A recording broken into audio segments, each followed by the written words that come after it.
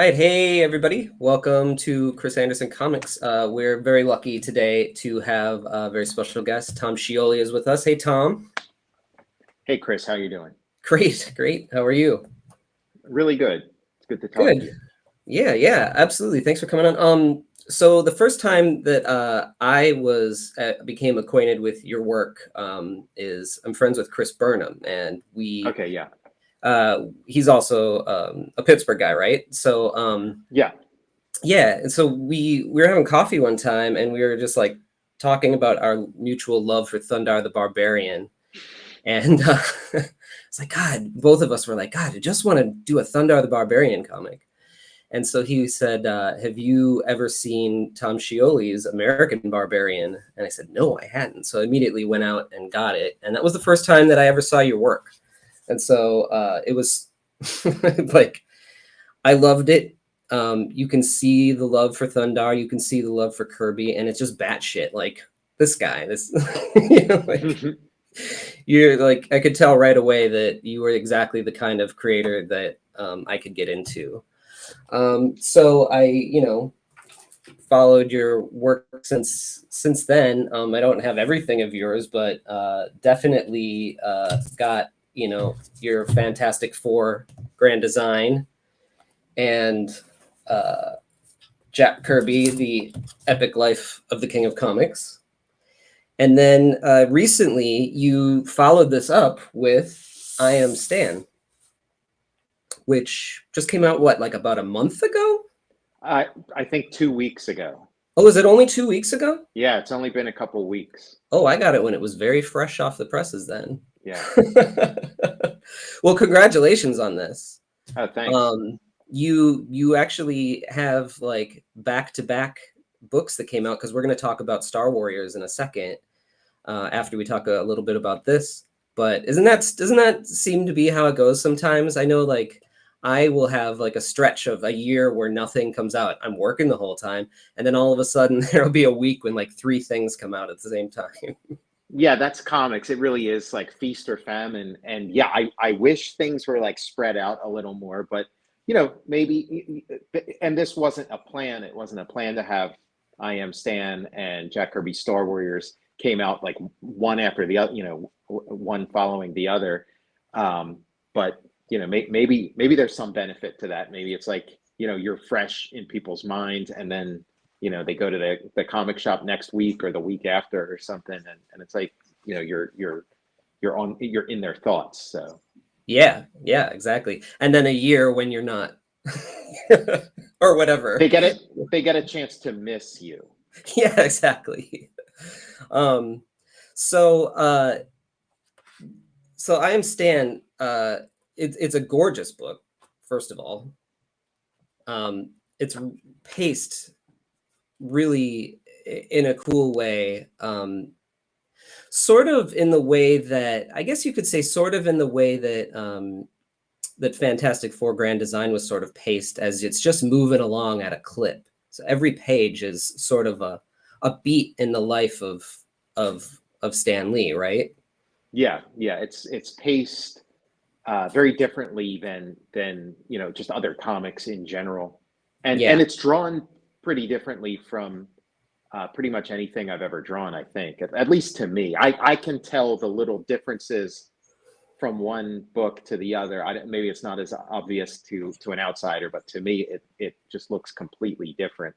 I mean, even though there are some, like grainy paper and Yeah.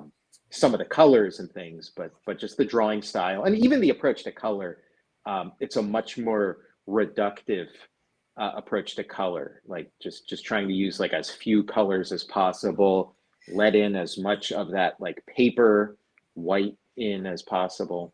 Right. Yeah, or off-white, as it would be, Yeah, right? off-white, really. Yeah. Yeah. And just all in the service of making it as readable as like just like an enjoyable, fun, easy read that nothing there's nothing there to sort of slow it down. Yeah, well, mission accomplished, I'll tell you. I read it at night before going to bed, and it didn't take me very long to get through it, but it made me want to go back and look at it again, because I was just because of the writing style of it, I wanted to just keep going.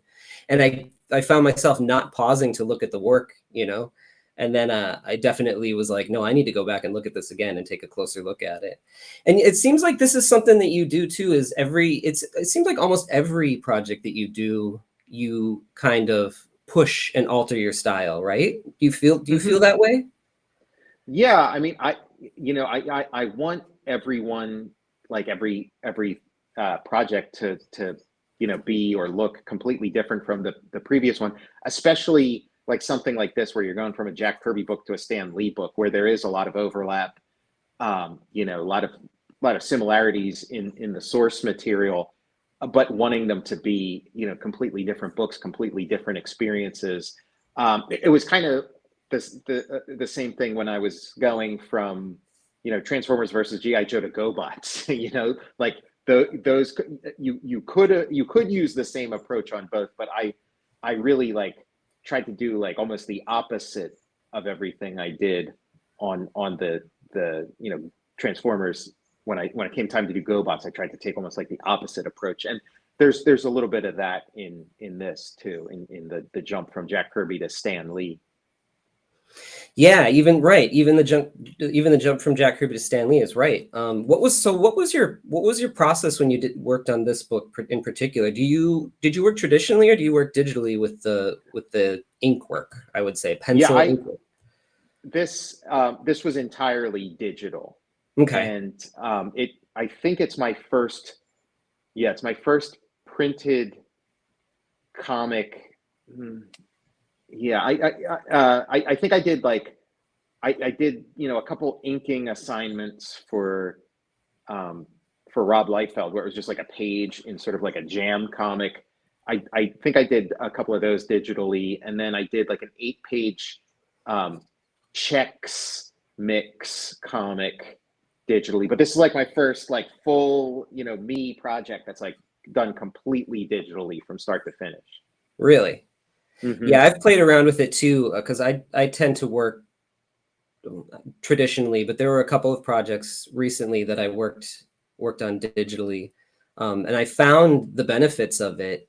I also found that maybe it's not for me, but Hmm. the way that you handle it, I mean, I couldn't tell the difference. It really does look like you're using a pencil, and the pencil marks, and stuff I like mean, that.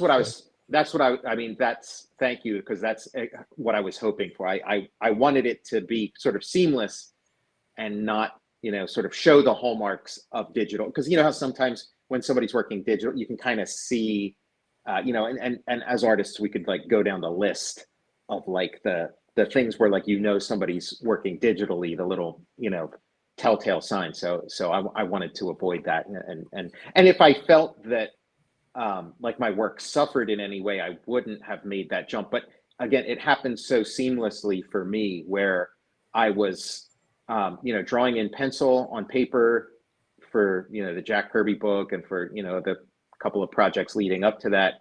And then I would color it digitally and I would do the layouts digitally. And so it's Right. just that one step, you know, putting it on actual paper.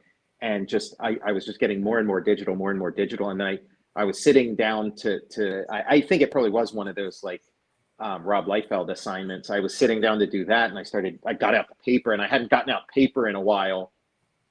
And then I'm sitting down doing and I'm like, why am I doing it this way? Like it's going to be, a snap and like so much better if so then I did it digitally and it turned out fine. So it's like, okay, I think this will work. Have you gone back to doing anything traditionally after you did this? I don't think so. I think like the only kind of traditional drawing I've done would be at appearances and conventions. Doing a sketch in somebody's book or doing a convention sketch. But for my actual work, no, I haven't gone back. I could see myself, doing it or just maybe like as a way of changing things up. But at some point in the future. But at the moment, like the digital thing. It's just um, it. I enjoy the process. I enjoy. the access to all these colors without the mess. That was like, I mean, I used to do a lot of painting, especially like when I was in school and stuff. And I loved painting. Like I loved, working in color, but I hated the mess. Like I hated walking like every pair of pants I had being like covered with paint, like I hated them. And like, you can never quite get, especially if you're like working in oils or something, you can never quite get it fully off of you. But it was like, that was the only way to go. And so now, we're in this digital age where you can have full access to color and no mess. Yeah. Yeah, I feel that. I definitely feel that. There's oftentimes I have a lot of texture in my work, and so there's sometimes that I need to break out sponges or Yeah. things to do certain textures on it, and then I have to mask it off. And Hmm. just, the idea, even because a lot of times I'll just ink with my, brush pen and in some markers and things like that. And then if I have to switch, even just to switch to like a traditional brush and start dipping and things like that, it's like almost a bridge too far sometimes for me, And then if I have to break out the mask and cut it out and stuff like that, it's, oh my god. But with digitally, it's just you click a button and it masks it for you, and you can just go. You got to find the right digital brushes and tools to Sure. Yeah. mimic what you're trying to do. But you definitely, because this is sort of pared down. It's pencil kind of work, and your pencil looks really great, that you can't tell the difference. It looks really, really great. And this book in particular, so obviously, I don't want to hit the points that I know a lot of other people who have interviewed you have, talking points that they've already hit upon. But Stan was a polarizing character, you know, Yeah. and you managed to pull off something that I didn't think could be pulled off, and it's sort of make him, in the eyes of somebody who, um, I flip flop, I go back and forth, but a lot of times I'm like, no, fuck Stanley, a little bit. But you made him sort of feel human, and his his persona his public persona was sort of extra human, if you will.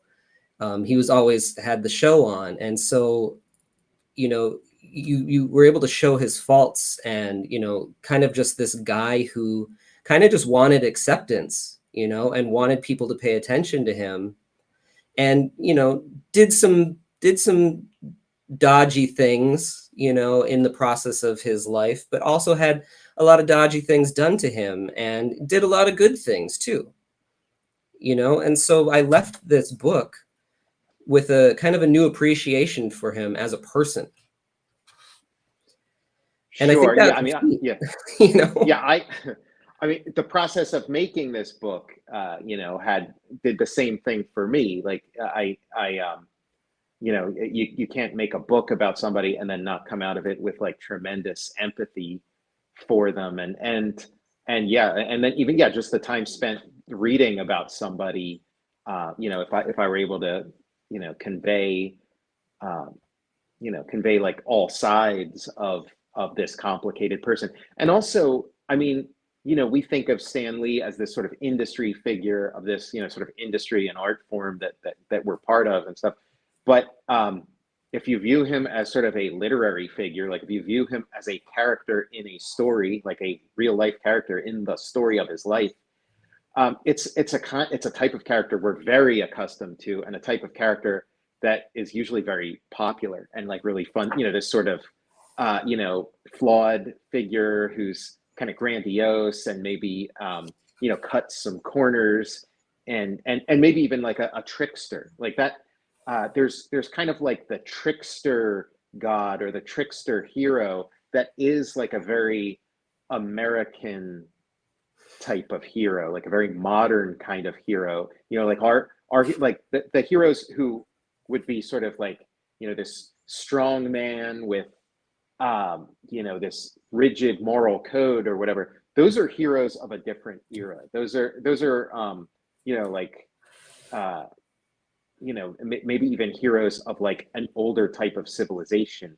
Like our heroes are sort of people who live by their wits, not by their muscle, and sort of and yeah, are you know uh, willing to do some unsavory things if they have to. Like it just like I find that type of character extremely compelling to read about. Maybe not somebody you might want in your life, but definitely in every medium, those are pretty irresistible characters. Yeah, it's kind of yeah, it's kind of the American way, isn't it?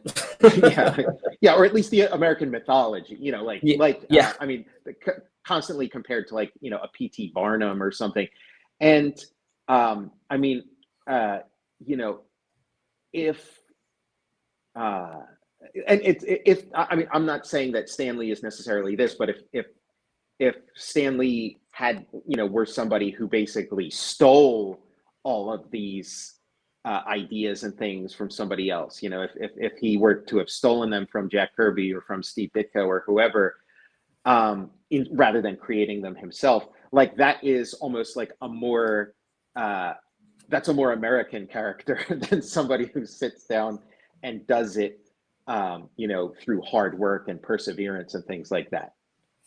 yeah, absolutely. There was something that kind of struck me when I was reading this too, and that was when they kept coming to him saying, this is popular, do something like this. This is popular, do Mm-hmm. something like this. And I was thinking about, and you look back at that era, and that's really how the industry was run across the board. Yeah. Something would strike, and then the rest of the companies that were, trying to sell novelties or whatever it may be, were would try to follow suit with a hit that's just like that.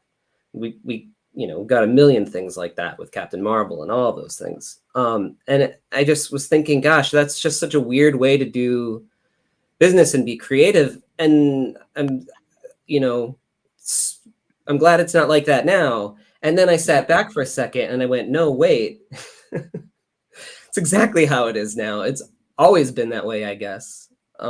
Yeah, and yeah, the whole industry was like that to an extent, but Martin Goodman in particular, like he was, sort of the most prolific, and it was not just comics. He had all different kinds of magazines, and it really was like a just flood the market approach and identify a trend, and then milk it, like flood the market with it, but like compete with the originator by having 10 derivatives surrounding it, so people don't even know, which one's which. And Stan, like Martin Goodman was it was his mentor, and all that kind of stuff, and his relative.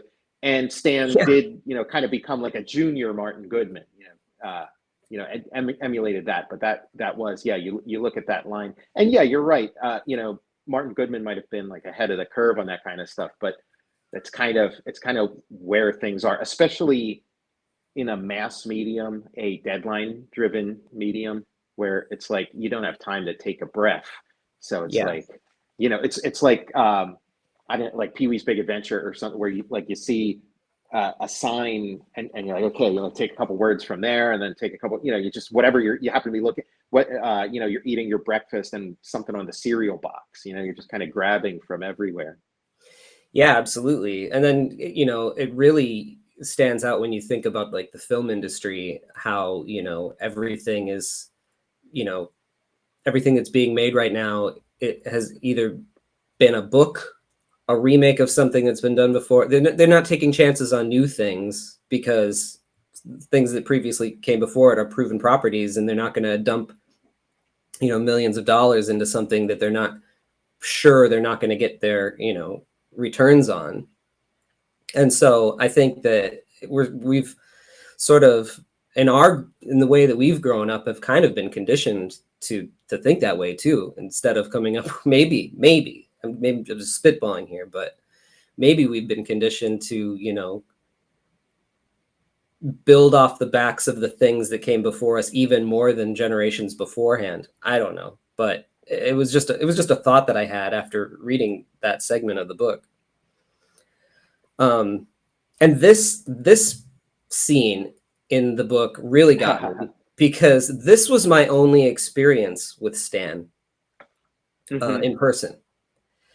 A couple times I was bowled over by his handlers, I wasn't trying to get to him or anything. It was just all of a sudden a commotion behind me, and boom, or the elevator door would open and they would just come plowing out, physically pushing people out of the way to get him through places. And they really were like that. Yeah, I met him. I mean, I didn't have that experience, but I did meet him like in that era, like at that time, and it was like by the elevators, and it was like kind of like a quiet moment or whatever. But yeah, they a lot of times, gave him a wide berth, like. Yeah. Well, I'll tell you, man, this was a hell of a feat. I can just imagine, especially with, all of the different tellings of his own stories, what your, I could just imagine you having one of those walls with yarns, attached from article to article, and trying to like make sense of everything to try to tell a cohesive, honest as you can, as true as you can with a character like this story. And I think that it feels like you nailed it. So congratulations on that. Thanks so much, Chris. It's a great book. Thank you. And I really hope that, a lot of people check it out. I really hope it's super successful. So you did that, and then like a week later, last week? Yeah, it was, a week. Yeah. They were one after the other. Yeah. So I am a member of your Patreon. And so I got to see some of this unfolding as you were working on it. I had no idea you were going to put it out as a book. Did you have any idea as you were No, in the beginning, it was purely a labor of love. And thanks for joining my Patreon. And yet you've probably seen like other kind of similar projects where, I'll take like old Batman comics and kind of be like, oh, well, what if I did it this way, or Spider-Man or whatever. So I've done it. And so this was just another one of those. Sure. But as it turns out, this is in the public domain. And as I was sort of partway through working on it, I thought, what, this could be a book. And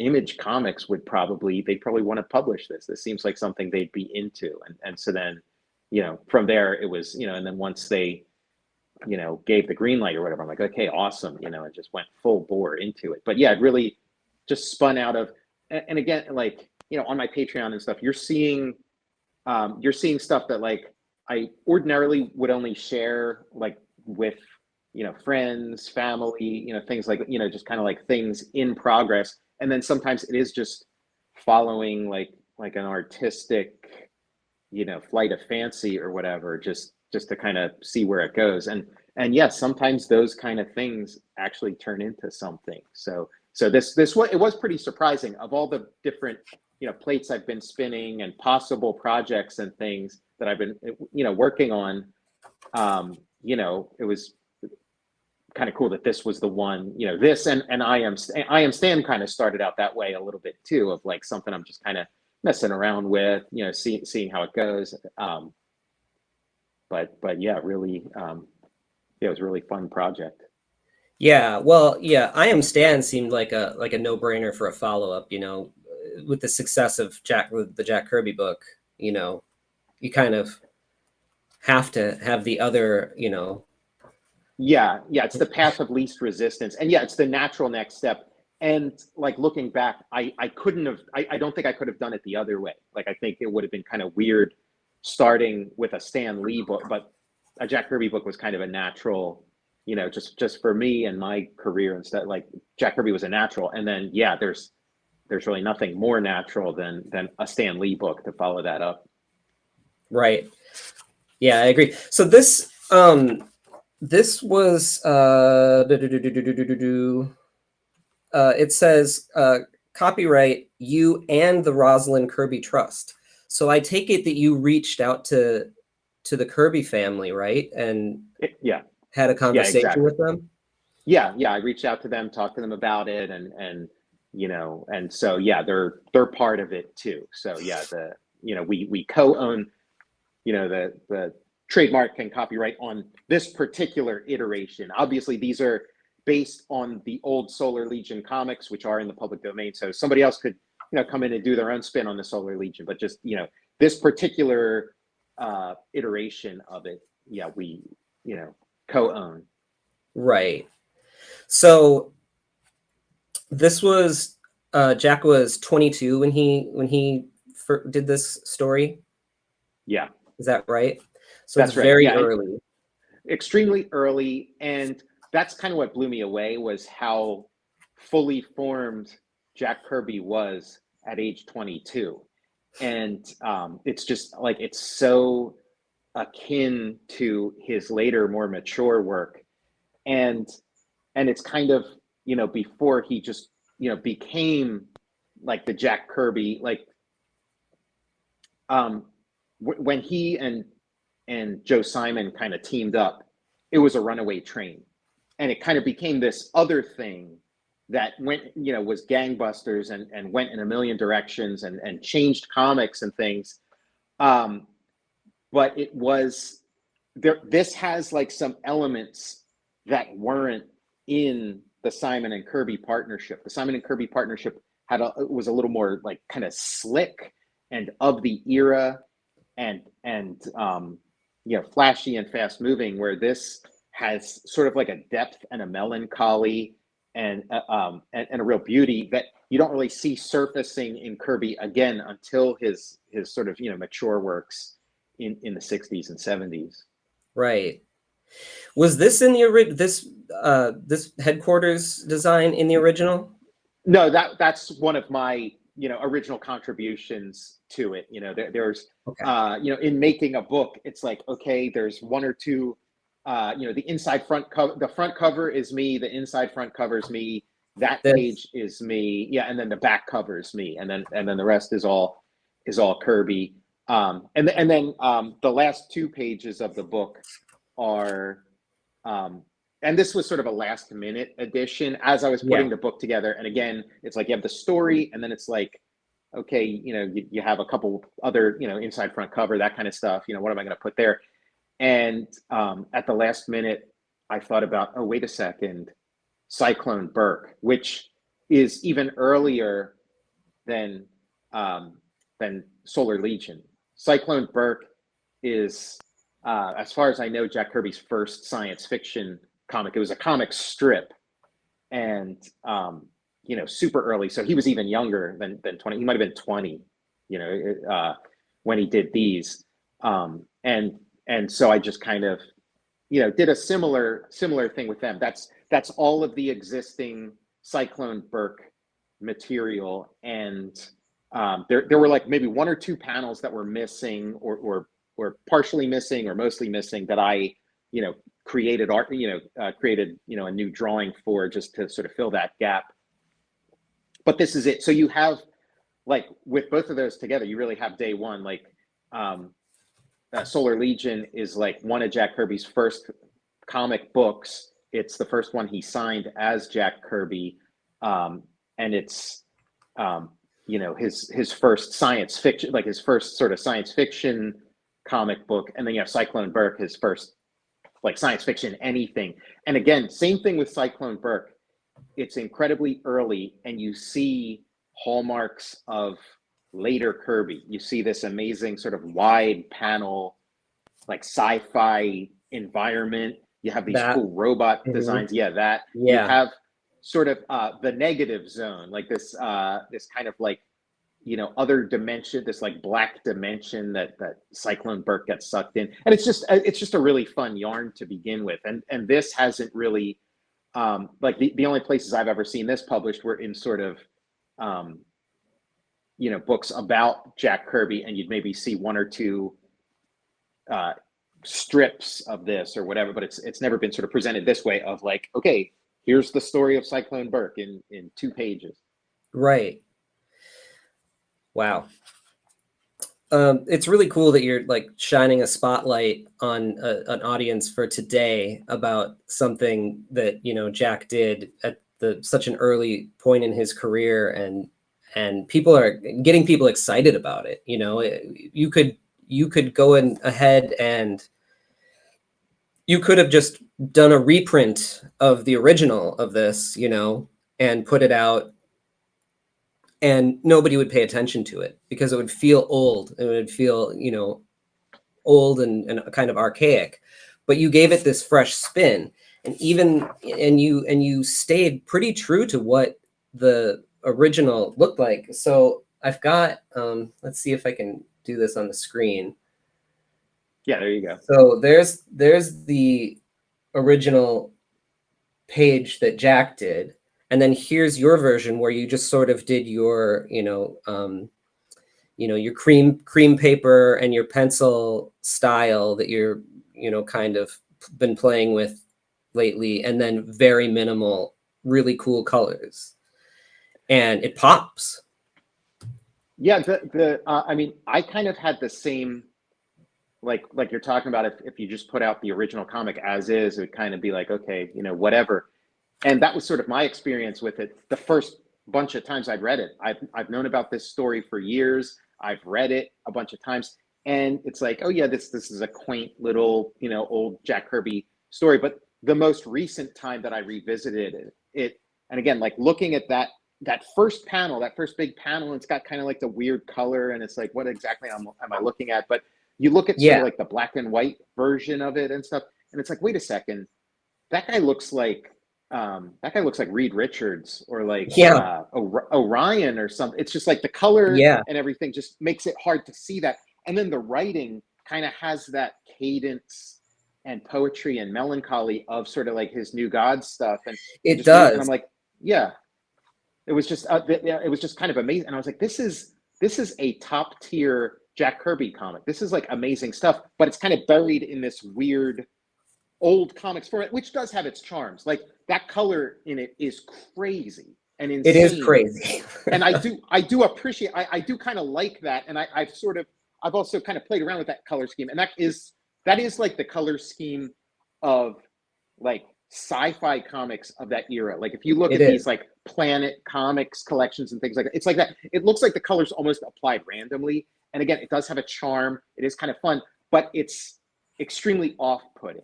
It's not inviting, and yeah, like it's an obstacle that you have to kind of get past to get to the story. Yeah, absolutely.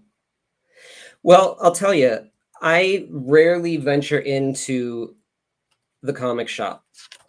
Sadly, I should do it more, just because, you know, this is the industry that I love and that I work in, and I should be out there more. But it's been a while, if I'm to be honest with you. And to everybody. But this was the book that made me go back 2 weeks ago. I've since been back, and it got me rolling again. So that is a good thing. B, when I went in specifically for this, I was the first person in the shop, and they had said to me, you know, oh, great, you're picking up Star Warriors. We ordered so many of those. I really hope that they sell, because otherwise we're going to be in trouble. Sure, yeah. I mean, that's anytime you have a comic out, that's the thought is, I sure hope this thing goes. And I did see, like, they had a stack of them.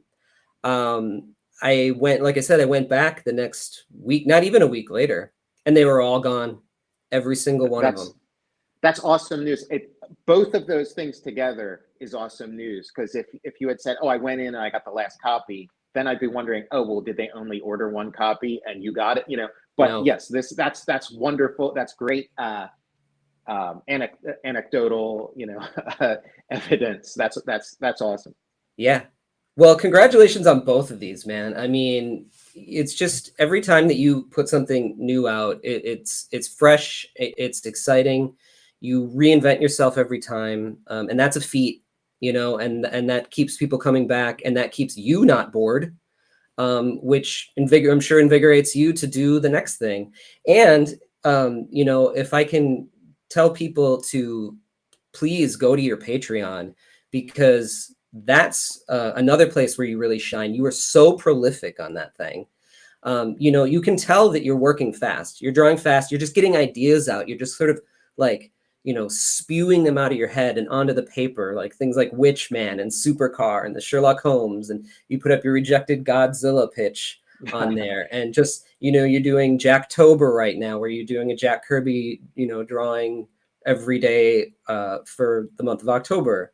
And it's just super inspiring, as not as a comics fan and as a comics creator. So many Patreons, a lot of that people sign up to them, and you'll get a little drawing here that somebody puts up every few months. You are just constantly going, going, going, and it's not small things; it's full stories and ideas, and you get to watch those things, sort of form. And I imagine eventually, will either come out as a book, or they'll just live there, for people to enjoy and watch. So if you're into that, if you're into comics, first of all, why are you watching this if you're not? Second of all, if you are watching this, I highly recommend that you go check out Tom's Patreon. So before I let you go for this episode, we're going to do another one real quick. But where would you like to direct people to find you? I have a YouTube channel, Total Recall Show, on YouTube. I have my Twitter at Tom Scioli, my Instagram at Tom_Scioli, and yeah, check out my Patreon. Go to Patreon and search Tom Scioli. And yeah, those are the major places where you can find me. All right, I'll put them in the show notes too. So go find Tom. Do it. Thanks for coming, Tom. It's been a pleasure, Chris. All right. Talk to you soon.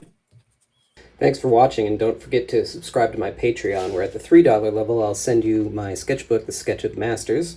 And at the $5 level, I'll send you the sketchbook plus my mini stories, Not Man Nor Beast But Moss, Stench of the Sea, and The Voyeur. At the $8 level, after a year, you'll get a commission. Don't forget to sign up for my newsletter in the show notes. Check out my store, where I have lots of original art. And you can also buy books like Lost Angels, a sci-fi YA adventure about a girl who has to solve a mystery in a crashed alien city. Spectral, a showcase of fear, is about a sinister puppet master who travels from town to town telling tales to children who may never sleep again. You can request a commission at any time just by contacting me. Here is a list of the upcoming conventions that I'll be at the time that this video was released. And don't forget to like, leave a comment, and subscribe to the video. Again, thanks for watching.